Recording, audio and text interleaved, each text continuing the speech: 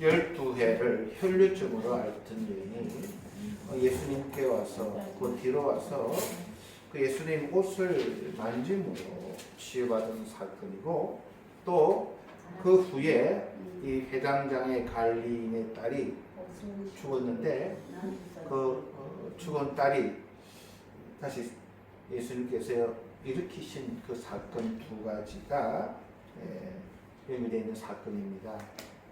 이 사건은 누가복음, 마가복음에 더 상세히 기록이 되어 있습니다.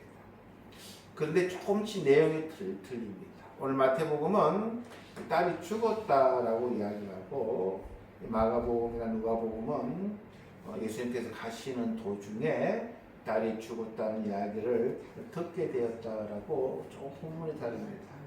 그래서 하나님을 믿지 않는 이 무신론자들이나 또 지적으로 공부를 많이 하신 분들은 성경은 모순 덩어리다, 이 말씀이 다 다르지 않느냐 등등으로 많은 사람들이 공격하기도 합니다. 그러나 이 마태는 그 히브리 문법에 의하면 이 축약하는 그런 설명보다는 짤막짤막하게 그 말씀을 그런 문화가 있어요. 그래서 우리가 그런 것도 좀 이해를 하면은 마태는 그런 것을 생략하고 본질적인 굉장히 중요한 그런 엑기스만을 전하는 그런 유대인들에게 쓴 편지임을 우리가 안다면 큰 문제가 될 게 없는 그런 내용입니다. 오늘 이 혈루증을 앓는 이 여인이 치유를 받습니다.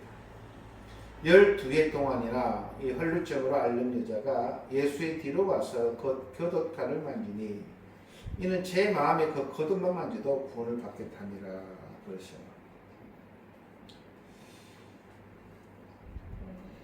이 12해 동안 이 혈류증 앓는 이 여인을 어떻게 이해하느냐에 따라서 오늘 이 본문은 굉장히 많은 차이점을 가질 수가 있습니다.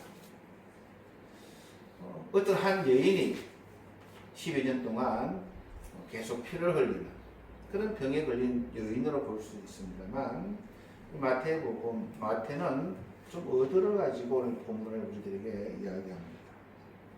이 12이라고 하는 숫자는 이 하나님의 선민들, 하나님의 집에 하나님의 택한 백성을 이야기합니다. 성경에 보면 예수님께서 12살 때에 어떤 해프닝이 있었어요. 우리 예수님은 하나님의 전에 내 아버지 집에 있어야 됨을 모르겠느냐고 부모들에게 책망하는 이야기가 있습니다. 부모는 예수를 잃어버린 줄 알고 사방으로 찾아요. 순례자들 모였을 때 예루살렘에 큰 행사였을 때 사랑하는 예수님이 없었는데, 예수님께서 12살 때에 성전에서 발견한 사건을 보며 내가 하나님의 집에 있어야 됨을 왜 모르겠느냐라고 하면서 12살 때 그런 사건이 있었습니다. 그리고 구약에 보면은 이 12라는 숫자는 하나님의 선민의 12부족으로 이루어집니다. 등등 여러 가지 이 10이라고 하는 숫자는 하나님의 택한 백성, 즉 하나님의 선민, 하나님의 집에서 하나님의 백성답게 살아야 될 그런 이스라엘 민족을 대표하는데, 그것이 12해라고 하는 상징입니다. 그런데 이 혈루증은 뭐냐면 피를 흘린다고 하는 것은 부정한 자를 이야기합니다. 하나님 앞에 나아갈 수도 못하는, 그리고 사람들에게도 깊이 받는 그런 병을 성경은 혈루병이라고 표현합니다. 즉 마태가 오늘 본문에서 우리들이 이야기하고 싶은 것은 하나님의 택한 선민인 그런 복받은 이 민족이 하나님 앞에 부정되어진, 하나님 앞에 부정하다고 인쳐진 그런 병을 앓는 여자, 즉 하나님의 신부인 그러한 자가 되었음을 우리가 이야기합니다. 그 이스라엘 민족이라는 것이죠. 하나님이 택함 받아서 하나님과 같이 함께 해야 될 그런 민족이 하나님 앞에 부정하던 민족으로 변화되었던 그 이스라엘 민족이 예수님의 뒤로 와서 그 곁옷가를 만지니라고 이야기합니다. 저도 이 본문 말씀을 깊게 묵상하지 않을 때는 부흥회 때 이런 말씀을 안 들어요. 그래서 부흥 강사님의 그 옷을 만지려고 막 하는 그런 열성적인 그런 크리스찬들도 많습니다. 근데 오늘 이 본문은 그런 의도가 아니고 좀 더 깊은 의미가 있습니다. 여자가 예수의 뒤로 와서 그 겉옷간을 만지니라고 맡은 이야기하는데, 이는 그 여자의 마음에 그 겉옷만 만져도 구원을 받겠다. 이 예수님이 입고 계신 이 겉옷이 무엇이긴데 이 옷을 만지면 그가 구원을 받겠다라고 생각했을까? 그것이 오늘 본문에서 우리가 잘 찾아내야 될 이야기입니다. 이 예수님의 겉옷이라고 하는 것은 구약에 보면요, 민수기 15장에 이런 말씀이 있습니다. 민수기 15장 38절에 39절입니다. 이스라엘 자손에게 명령하여 대대로 그들의 옷단 귀에 술을 만들고 청색끈을 그 귀에 술에 더하라. 이 술은 너희가 보고 여호와의 모든 계명을 기억하여 준행하고 너희를 방종하게 하는 자신의 마음과 눈의 욕심을 따라 음행하지 않게 하기 위함이다. 그리하여 너희가 내 모든 계명을 기억하고 행하면 너희 하나님 앞에 거룩하리라. 그냥 예수님 옷을 만지는 것이 아니라 구약에 하나님께서 그 옷단 가에 술을 만들어 그 청색끈을 그 귀에 술에 더하여 그 옷끝을 본 사람은 하나님의 모든 계명을 기억하고 준행해서 죄부터 떠나고 하나님 앞에 거룩하게 되는 그 계명을 기억하는 의미로 이런 옷을 만드는 것을 지정했어요. 이게 글자로 해놓으니까 굉장히 어렵잖아요. 그래서 이걸 그림을 해놓으면 당장에 이런 거구나라는 걸 알 수 있어요. 지금도 경건한 유대인들은 이 하나님 말씀을 이마에 묶고 이 겉옷을 뒤집어 쓰고 하나님의 말씀을 읽어요. 예수님 당시에도 이런 흰옷이었었어요. 이 끝을 내 모퉁이에 청색 실로 끝을 조금 길게 하고 이 옷을 보고 이 색깔을 보는 순간 무엇을 하냐면 하나님의 계명을 기억하고 저 계명을 지킴으로 거룩하게 된다고 하는 것을 기억나게끔 하는 그런 의도로 하나님께서 이런 것을 만들라고 했어요. 이것을 이 옷자루 네 귀퉁이에 술을 만들고 그 귀퉁이에 청색끈을 매어 대대로 보존하라고 지시한 것은 그냥 그 옷을 만지는 것이 아니라 저 옷을 봄으로 인해서 하나님의 계명을 기억하고 거룩함을 입게 되는 하나님 말씀을 듣고 순종해야 되겠다고 하는 그런 의미로 이 옷을 하나님이 만들었어요. 즉 하나님의 토라입니다. 율법이라고 하는 것입니다. 그 은혜의 수단으로서 하나님은 옷의 수를 만들어 기억하게 하는 하나님의 방법입니다. 그 예수님 오셨던 당시에는 이 옷의 의미가 변질되었어요. 사유치가 높은 사람, 돈 있는 사람은 화려한 디자인으로 이 끈도 길게 해서 땅을 줄줄 끌고 다니면서 나는 하나님 앞에 거룩한 자야, 나는 하나님 앞에 하나님 사랑하는 자야라고 외식하는. 그래서 마태복음 23장 5절에도 예수님께 이렇게 책망합니다. 남에게 보이려고 옷의 수를 길게 하고 라고 꾸짖는 거예요. 그 예수님께서 지나가셨던 그 옷은 대충 이해되시죠? 12해 혈류병을 앓은 여인이 그 옷 가지를 만졌다는 거예요. 이 말은 무슨 말이냐면 또 다른 예언적인 행동이 있습니다. 12일 동안 혈류병을 앓는 이 여인이 그 그녀가 알든 모르든 이 말씀은 이 예언적인 행동인데 말라기 4장 1, 2절에 보면 이런 종말의 예언 장면이 있습니다. 만군의 여호와가 이르노라 보라 용광로 불같은 날이 이르리니 교만한 자와 악을 행하는 자는 다 지푸라기 같을 것이라 그 이르는 날에 그들을 살라 그 뿌리와 가지를 남기지 아니할 것이로되 내 이름을 경외하는 너희에게는 공의로운 해가 떠올라서 치료하는 광선을 비추르니 너희가 나가서 외양간에서 나온 송아지같이 뛰더라. 한국 번역하고 일본 번역은 좀 일본 번역 잘 된 게 참 많아요. 미오 소노히가쿠로 이 보라 그 날이 온다고 하는 것은 종말론적인 이야기입니다. 이 구약의 말라기서 구약의 마지막 이 예언서에는 보라 그 날이 올 건데 그 날에는 용광로 불같은 날이 이르르니 교만한 자 악을 행하는 자가 다 지푸라기 같은 것, 즉 나쁜 짓 죄에 있는 자들은 지푸라기가 다 없어 금방 타 없어지지 다 없어져 버릴 그런 날이 올 거라는 거예요. 종말에. 그러나 내 이름을 경외하는 너희에게는 즉 예수님을 믿는 너희들에게는 공의로운 해가 떠올라. 일본말로도 기노타이오가 노브 이것은 똑같아요. 이 성경에 이 말씀에 성경에 이 부분 나옵니다. 근데 일본말로는 소노 쯔바산이 이야치가루라고 일본말은 번역이 됐는데 한국말은 치료하는 광선을 비추리니라고 이야기합니다. 그 날개에 치유가 있다라고 일본말은 번역했는데 한국말로는 치유하는 광선을 비추르니. 그러니까 우리나라 분들은 부처님 보면 뒤에 막 후광이 있잖아요. 그간에 어려운 해가 떠올라서 해가 떠오르니까 뒤에 후광이 그냥 빛이 확 비추겠구나라고 번역이 되어 있고 일본말로는 그 날개가 치유한다고. 이게 어떻게 이해를 해야 돼요?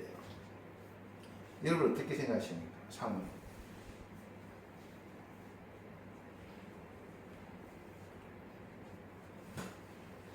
예수님께서 입으셨던 옷 보셨죠? 머리까지 쓰고 좀 뭔가 날개 비슷하네요.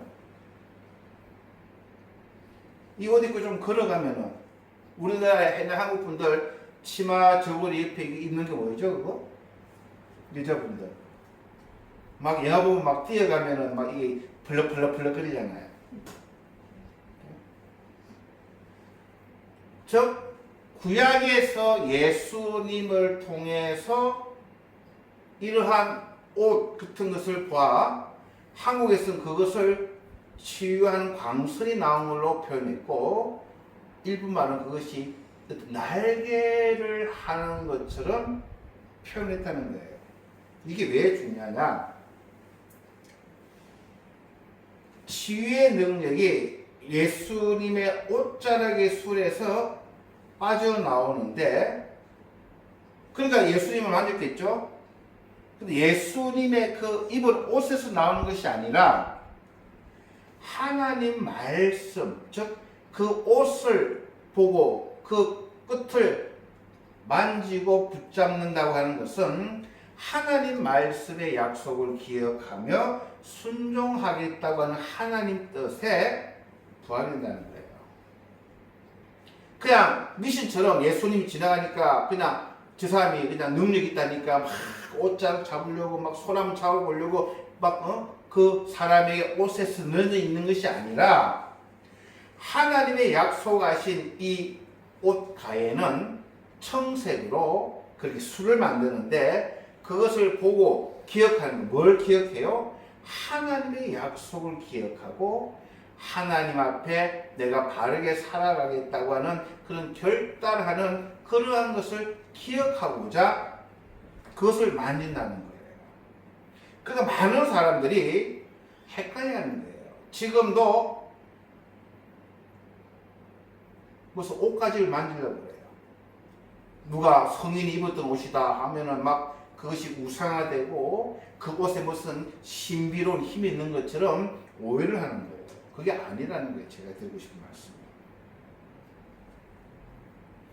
그래서 마태복음 14장 36절에도 다만 예수의 옷자락이라도 손을 대게 하시기를 간구하니 손을 대는 자는 다 나음을 얻었느니라고 하는데, 그 예수님의 옷에 능력이 있는 것이 아니라 그 옷을 보면서 하나님의 약속, 하나님의 말씀에 서서 그들이 귀함을 받았다고 하는 것을 우리가 잊어버리면 미신적이 되는 거예요.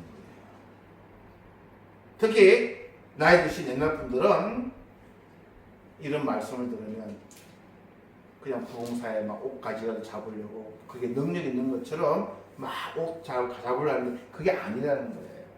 잘 기억하셔야 됩니다. 자, 그래서 이 옷가를 만지는 행위는 하나님의 말씀인 토라, 즉을 듣고 순종하는 것을 의미합니다. 그래서 그렇게 하기 위해서는 우리가 오늘 이 본 말씀을 깊게 묵상해야 되는 거예요. 여러분이 지금 뭘 잡고 있습니까? 뭘 만지고 있어요? 예수님의 옷가지인데 그 옷가지가 뭐예요? 예수님이 입었던 옷이 아니라 하나님 말씀, 하나님께서 지시하신 그 말씀을 붙들고 있는 손이 치유가 일어나고 기적이 일어나는 그런 말씀인 것을 기억해야 됩니다. 자, 출애굽기 15장 22절 25절, 이것도 굉장히 중요합니다. 모세가 홍해에서 이스라엘을 인도하며 그들이 나와서 수르 광야로 들어가서 거기서 살 길을 걸었으나 물을 얻지 못하고 마라에 이르렀더니 그곳 물이 써서 마시지 못하겠으므로 그 이름을 마라라 하였더라. 3일 길을 걸었는데 물을 마시지 못했어요. 그래서 백성이 모세에게 원망하며 이르되 우리가 무엇을 마실까 하며 물은 찾긴 찾았는데 써서 못 마시는 거예요. 그래서 모세가 여호와께 부르짖었더니 여호와께서 그 모세에게 한 나무를 가리키시니, 한 나무를 가리켰어요. 그가 물에 던지니 물이 달게 되었더라. 거기서 여호와께서 그들을 위하여 법도와 율례를 정하시고 그들을 시험하시세라고 이야기합니다. 이 이야기에 따르면 주님께서는 모세에게 너무 써서 마실 수 없는 마라의 물에 나무 한 그릇을 보여주시는 거고, 그리고 모세는 그 나무를 물에 던져 넣었어요. 그랬더니 쓴 그 물이 달게 되었다라고 이야기합니다. 우리 나무를 찾으려고 해요.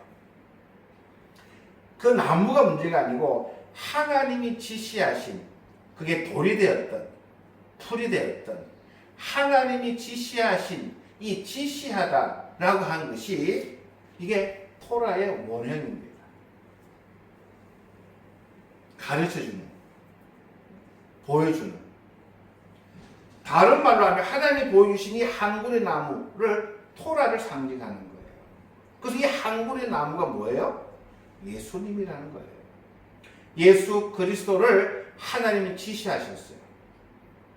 그래서 예수 그리스도를 믿는 사람, 예수 그리스도를 믿는 사람은 쓴 물이 단물로 변화되는, 마시지 못할 사람들이 마시게 되는, 고통과 신음하는 사람들이 그 예수 그리스도를 하나님 지시하신 예수 그리스도를 통하여 그 인생이 기쁨으로 축제로 변하는, 그것이 하나님이 지시하셨다는 거예요.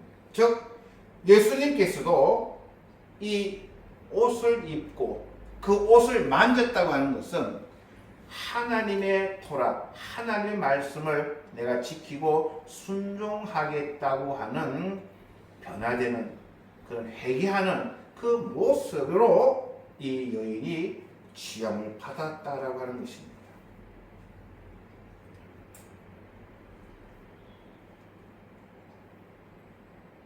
많은 분들이 예수 믿으면 인생이 변한다 그럽니다.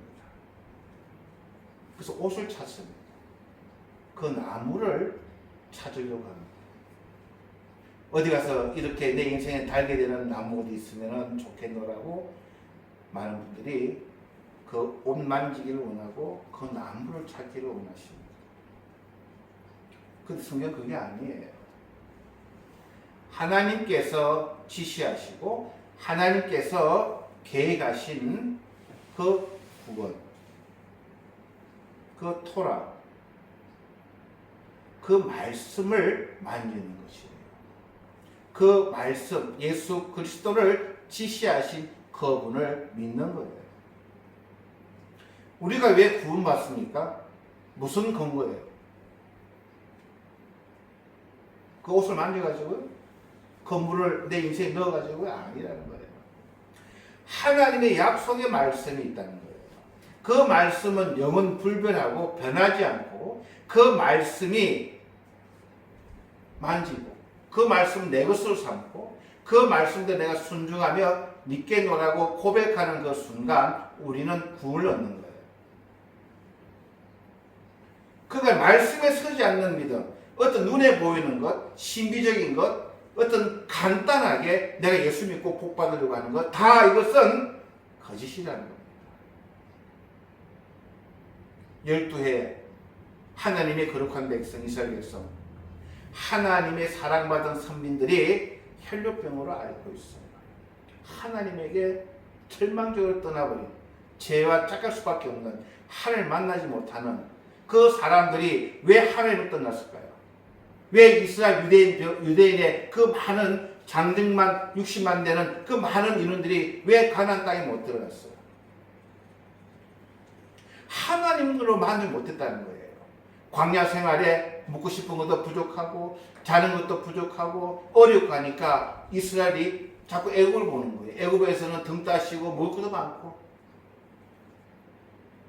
하나님만을 만족 못하고 뭔가 좀 신비적이고 내가 하나님 믿으니까 매일 진짜 지수 성찬을 내가 먹고 잘 살게 되고 좋은 차 타고 내가 좋은 집에 살고 이런 식으로 애굽의 삶을 그냥 끌고 온 거예요. 하나님 믿지 않은 거예요. 어떤 하나님 믿어요? 눈에 보이는 잘 되는 하나님 믿는 거예요.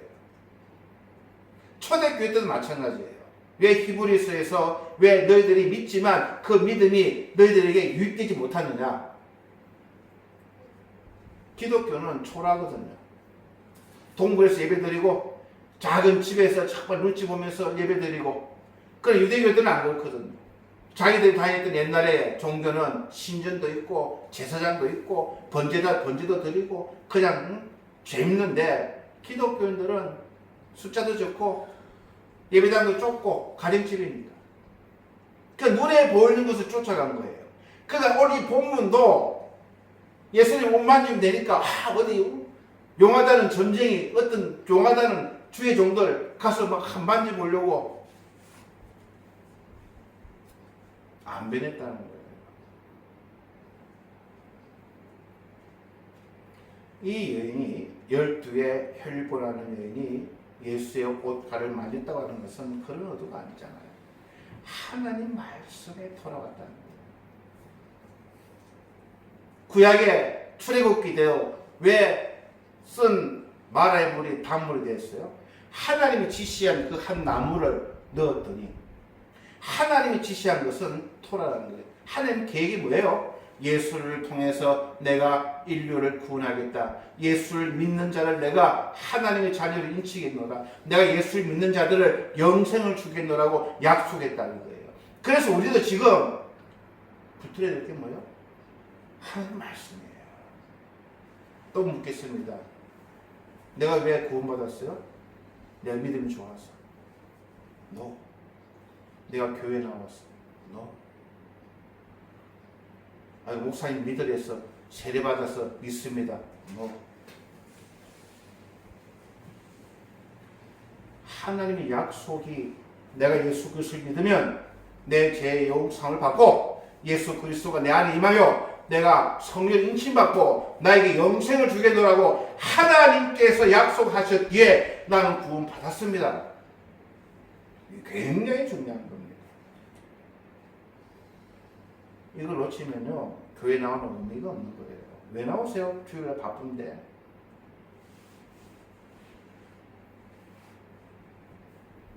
하나님 약속을 붙드는 거예요.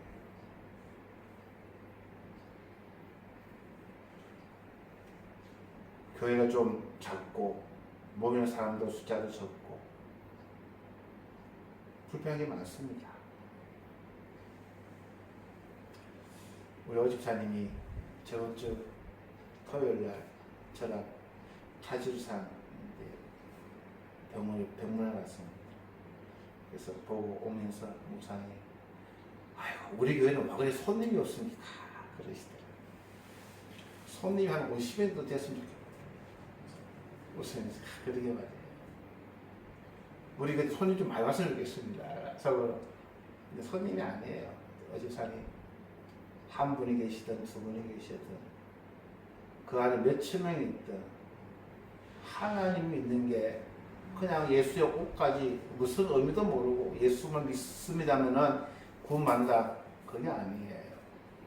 정확하게 하나님의 말씀에 서서 부족하지만 약하지만 어떻게 보면 죄인이지만 왜? 온전한 그날까지는 우리는 온전해질 수가 없다는 거예요. 매일 실족할 수밖에 없다는 거예요. 사탄은 그런 우리들을 계속해서 공격합니다. 네가 그러고도 천국 갈 수 있냐? 뭐 예수 옷가지를 만지는 사람은 자신이 없어요. 못 가겠네. 에이고 뭐 교회 나가봤자 뭐 대대로 살지 힘든데. 그런 사람들이 너무 많아. 그래, 나는 부족해. 나는 네가 보기엔 죄인일 수도 있어. 나는 아직도 거짓말을 밥 먹듯이. 그러나 나는 하나님 약속에 있어서 나는 단언해. 나는 선포해. 나는 하나님 자녀야. 왜? 나는 예수를 믿었어. 그 약속은 하나님이 나에게 해주셨기 때문에 나는 하나님이 거룩한 백성이야. 라고 말씀에 서서 사탄을 책망하고 사탄을 뭐라 해야지? 그런 것도 없이 그냥 아무 의미 없이 그냥 교회 나오면 얼마나 안타까운 점이에요. 이 믿음에 서고 나서 연결되는 게 이 해당장의 딸의 부활입니다.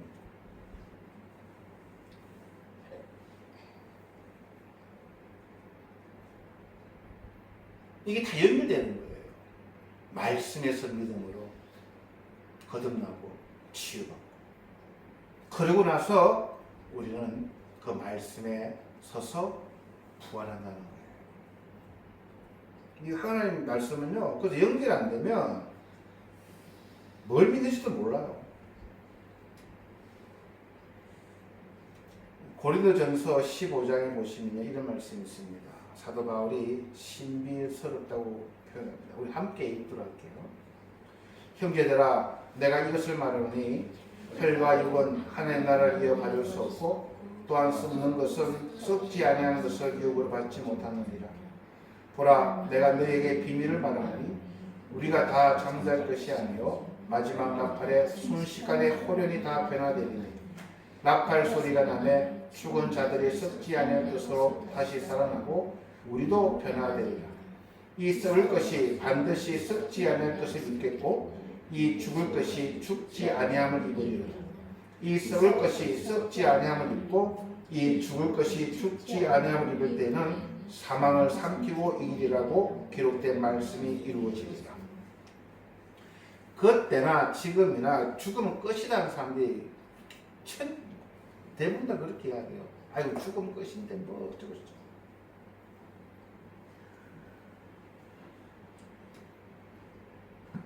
(12년) 동안 혈육을 앓았던 여인, 하나님 앞에 가망이 없었어요.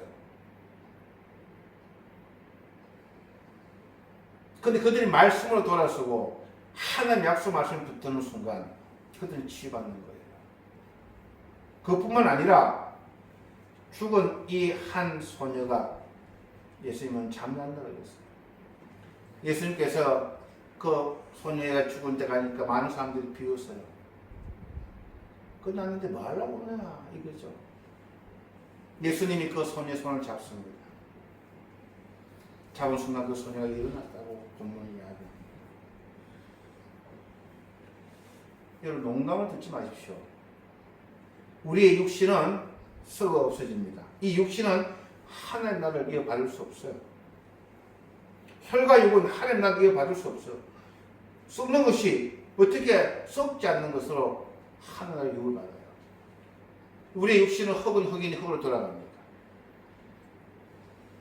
그러나 보라 내가 너에게 비밀을 말하노라. 우리가 다 잠잘 것이 아니고 맞으면 나빠에 순식간에 호련히 다 변화된다는 거예요. 살아있는 사람은 휴거되고 죽은 사람, 무덤에 있는 사람들, 다 없어진 사람, 자 흙으로 돌아간 사람, 하나님께서 다 부르마 가장 아름답고 가장 멋진 새로운 하나님의 부활의 몸을 입혀주신다는 게 하나님의 약속이에요. 제가 이번 주 장례식 때 우리 인간은 세 가지 차원에서 산다고 말씀드렸습니다. 1차원은 모태 안에서 있을 때입니다. 애들이 어머니 모태에서 10달 동안 자라다가 밖으로 나오지 않으려고 합니다. 그게 전부예요. 걔들은 안 나오려고 합니다. 그래서 어머니는 죽으시는 자에서 그것을 빼내야 됩니다. 그래야 같이 살기 때문에. 애는 절대 안 나오려고 합니다. 나가면 죽는 줄 알아요. 그게 1차원이에요. 2차원은 우리 육으로 살아갈 지상에서 사는 거예요. 아무도 죽기 싫어해요. 어떻게 해서든지 이 땅에서 하루 더 살아도 살육 발버둥칩니다. 모든 자산을 다 쏟아붓고 해도 살려고 합니다. 죽으면 끝인 줄 알아요. 그러나 우리는 변화된다는 거예요. 3차원 하나님 나라의 세계에 있다는 거예요. 죽은 자들이 썩지 않을 것으로 다시 살아나고 우리도 변화해요. 이 썩을 것이 반드시 썩지 아니할 것을 입겠고 우리 이 상태로는요 하나님을 살 수 없어요. 여러분 오집사님 이 육신에 하나님을 못 살아요. 거기는요 시공을 초월합니다. 동이 번쩍 세 번쩍 내 마음대로 갑니다. 하나님 나라에 적합한 몸으로 우리가 변화되어야 합니다. 모든 감각이 다 살아나요. 하나님을 찬양하며 그것은요 우리 상상만 해도 좋은 것이에요. 죽기는 싫어요. 육신은 싫대. 왜? 이게 끝인 줄 알고 육신은 그렇게 막 생각 못해요. 그러나 우리가 믿음 안에서 하나님을 붙들고 살아가면 토라 그 말씀 지시한 대로 예수 그리스도를 영접하고 그분과 동행하며 우리가 믿음 생활을 잘하고 살아가면 우리가 이 육신을 떠는 날 홀에 다 변화됩니다. 썩지 아니할 것으로 힘씁니다. 고별식 때 설교가 마태복음 11장을 왕의 초청받았는데 예복을 입지 않은 한 사람에 대한 이야기를 했습니다. 기억나시죠, 집사님? 예복 입으셨어요? 준비 안 되십니다. 그러시더라. 예복은 내가 준비하는 게 아니에요. 왕이 입혀주는 예복입니다. 초청받은 사람은 왕이 다 무료로 예복을 줘요. 감사한다고 입으면 돼요. 아이고 뭐 예수 믿는다고 뭐 천국 갑니까? 죽어봐야 알죠. 아이고 난 그딴 필요 없습니다. 내 힘으로 하늘을 가겠습니다 하는 사람들은 다 쫓겨났다고 이야기합니다. 그 예수를 믿으면 구원받는다는 걸 누가 했다고요? 내가 믿습니다가 아니에요. 하나님이 지시하셨다는 거예요. 하나님이 그렇게 한 나무를 지시했어요. 하나님이 그 옷을 그렇게 입고 그 옷을 보는 순간 하나님의 은혜, 하나님의 계명을 기억하라고 입혀줬어요. 만들게 했어요. 근데 사람들은 어떻게 해요? 그걸 장식용으로 바꿔버렸어요. 폼 재는 것을.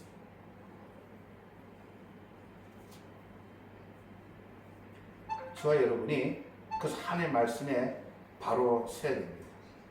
하나님의 말씀을 여러분 잘 믿고 오집사님 지금 하나님 초청받으면 오집사님은 어디 갑니까?